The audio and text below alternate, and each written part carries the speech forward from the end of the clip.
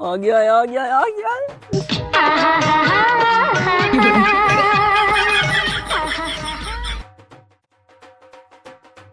चाचे के ने पैसे भी खत्म थी गए।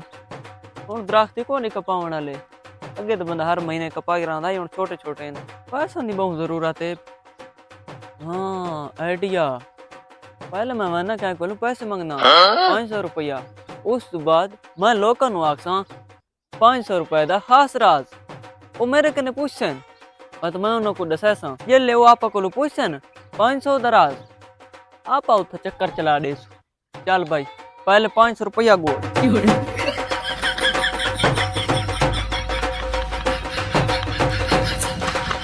भतीजे क्या हाल है?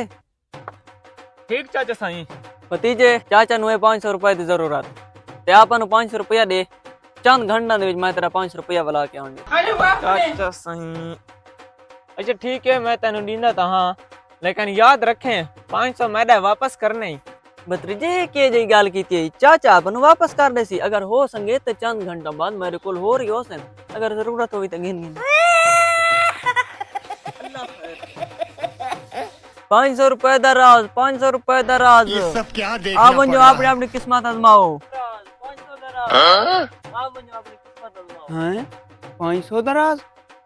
पूछ दो अस्सलाम वालेकुम चाचा चाचा ये 500 रुपए दा राज रखी गणाए भतीजे ये हिंदू पर्चियां एक तो लिखो है अक्लमंद एक तो लिखो है बेवकूफ अगर तय अक्लमंद वाली चाक दी तो मैं तेको 500 रुपया दे सा अगर तय बेवकूफ वाली चाक दी तो तू मेरे को 500 रुपया दे से अगर शर्त खेलनी है 500 ला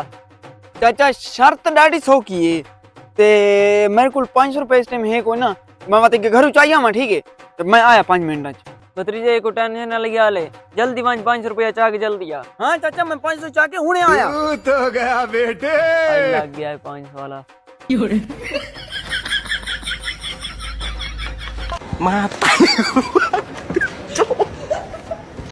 पैसे चावण गया था इंतहाई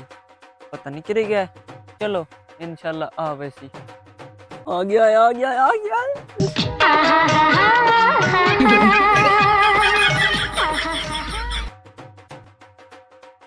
जी चाचा आ गया बहुत दूर घर आई यहाँ चाचा ने क्या कर रहे हैं पर्ची ने क्या चाचा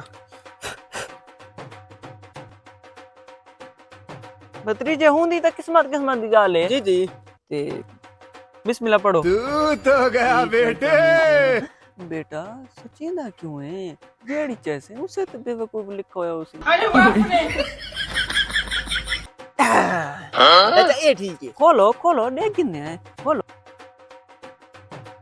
ये क्या है? 500 आ गया चाचा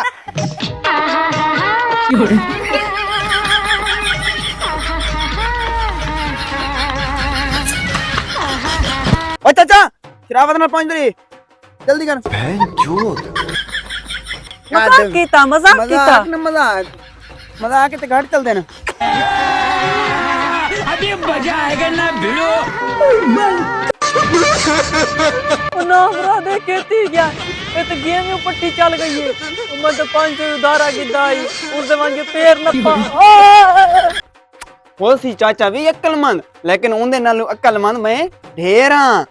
सज्जी दिखा के ते खब्बी मारी मी ये क्या है?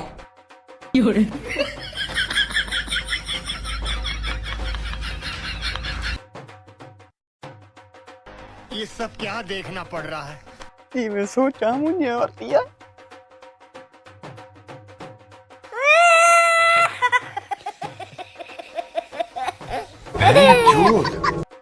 पहले देखा तो सही लिखो है कि अच्छा इससे तो बेवकूफ है अच्छा चाचा हूं भतीजे कुछ ना लाई थी इससे बेवकूफ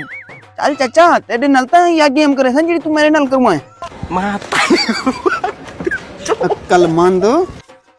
हिंदी ते अक्लमंद लिख दिता इसते भी अक्लमंद और चाचा दे दा तू किन्ने 500 रुपए जीतदा है